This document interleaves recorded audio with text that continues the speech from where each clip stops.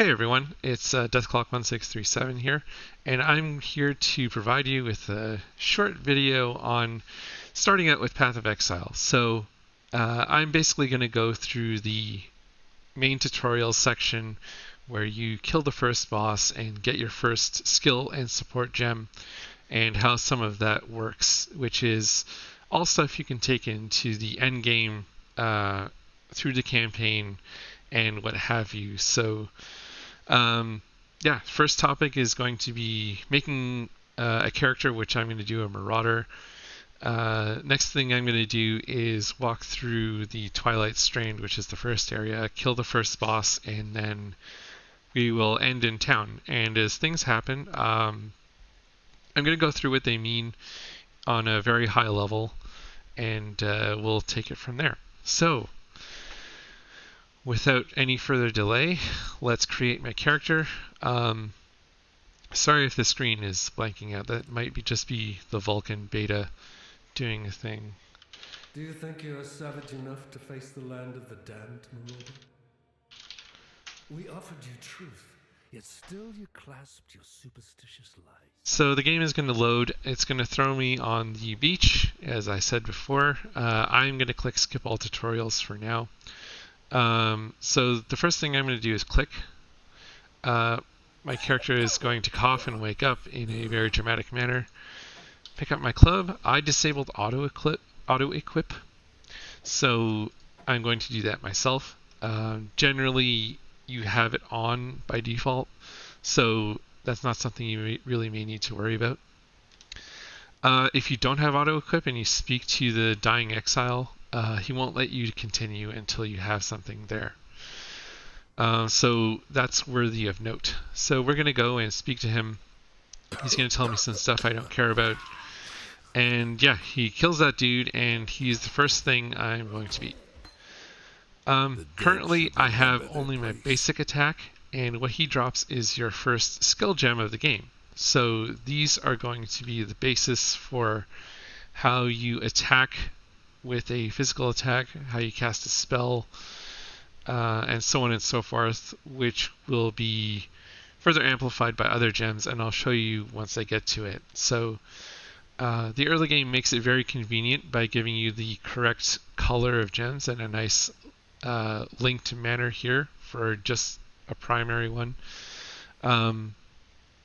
So you may be asking, why does the color and the linking matter at all? It means that when I have a red gem for my class, and it'll, again, vary depending on what you start out with, but this red gem goes in the red socket, and boom, I have my first skill.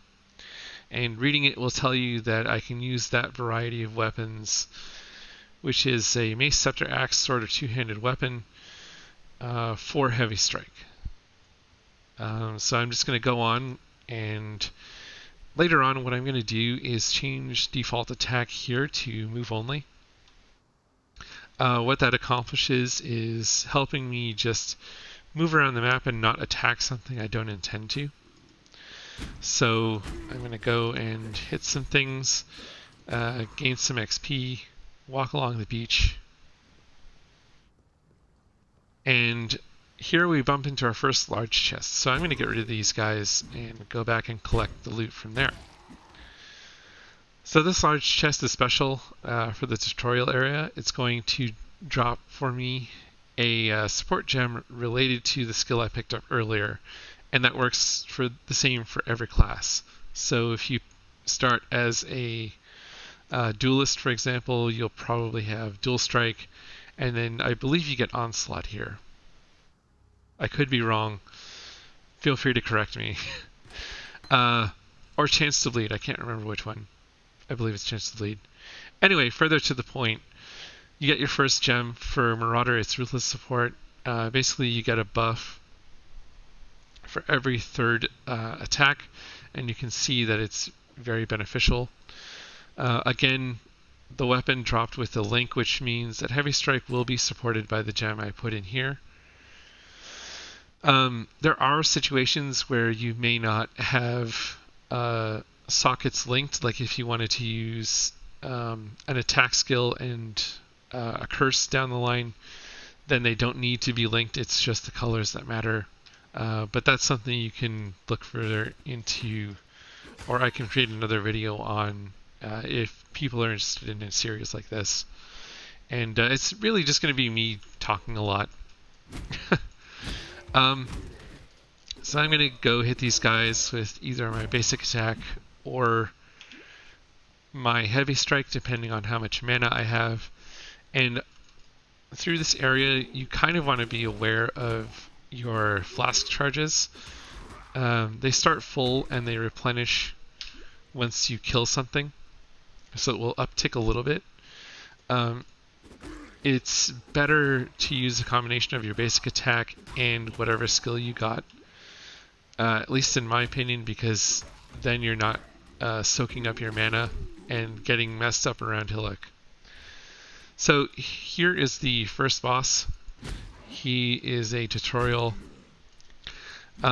He likes to attack on the right, as far as I remember.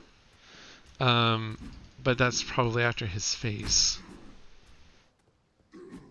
So I'm going to DPS him, and once he gets to 50% health, he's going to have a little enrage. And he's going to heal up again and pull out a sword from his chest.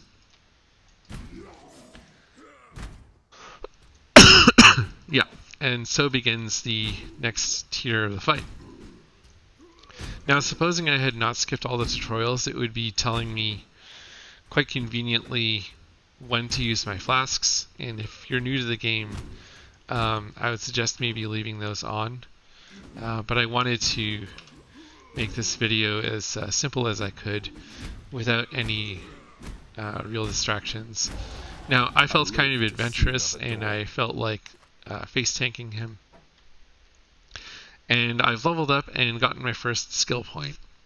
So, as of recording this, we're still on 3.10, which is the Delirium patch. The league is over. Harvest League starts in about a day, also as of recording this, and 3.11 is not in here. So the passive tree that I show you is going to be slightly updated. And excuse me, just need a drink.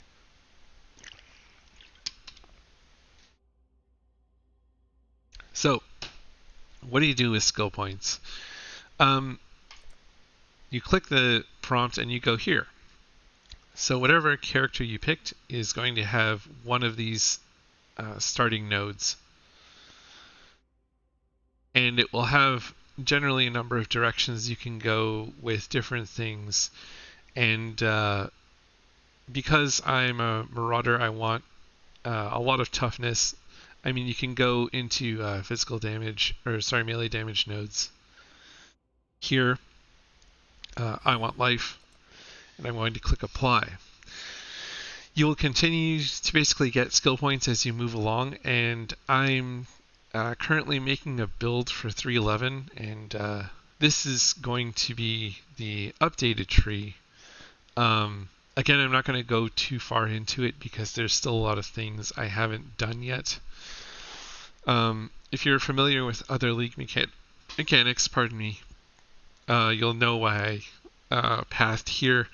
And there are going to be some probably a little bit confusing choices if you watch this and wonder why I've used all the points up here.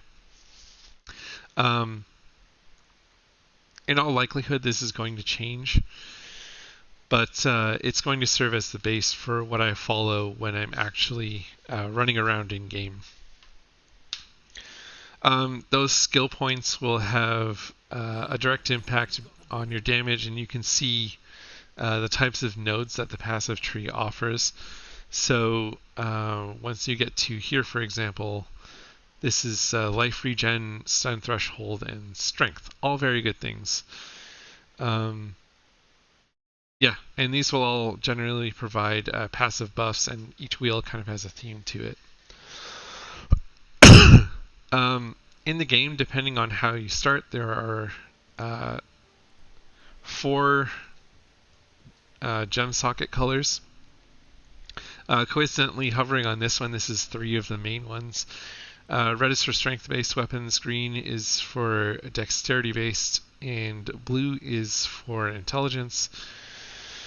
Later on, gear will start requiring a certain main stat in order to wear it, and that will influence what sockets roll on these things. So, like a strength base will have a very low probability of rolling the other two dudes, but this one has all three.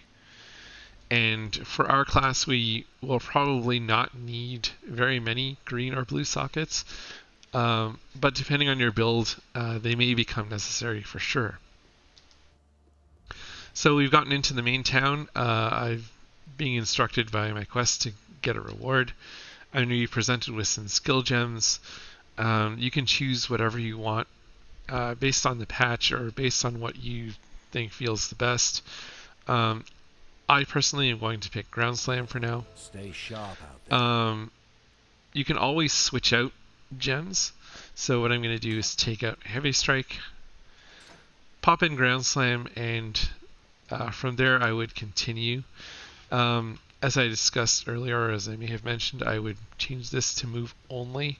I can put my basic attack somewhere else to serve one purpose, which is when I get more skills, they occupy the first empty slot.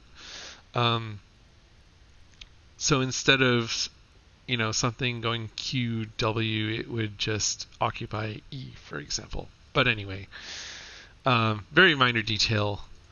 Once you log in to the game, there is going to be a queue at league start. So the best piece of advice I can offer is if you're in an area, just want to go back to town, and let's say you don't have portals, but you got the waypoint, you hit escape and you say exit to character selection. What this will do is leave you logged in, but just at this point, and then you can double click and go in, absolutely no problem, without being kicked back out into the queue. And I think that's where I will end this video. Hopefully I've given you enough information, and I hope it wasn't too much. Like I said, I'm going to be streaming the Harvest League with James Autumn on Twitch, so you can check him out there. His main game is mainly Fallout 4, and he's been playing some Red Dead Redemption lately. I tend to play a lot of action RPGs. I also play the Diablo series, and I've been focusing a lot on Diablo 2 lately. I have Magic Find Sorceress going on, which I highly suggest. And I've also been trying to speedrun Diablo 2 as well and get some good times on a Druid and a Sorceress. But that's neither here or there for a Path of Exile video. So firstly and foremostly, thanks for watching, and I will see you there. I'll leave links to some resources that you can get, like Path of Building that you saw me use before, depending on how into the game you want to be. And yeah, thanks for watching, and happy hunting.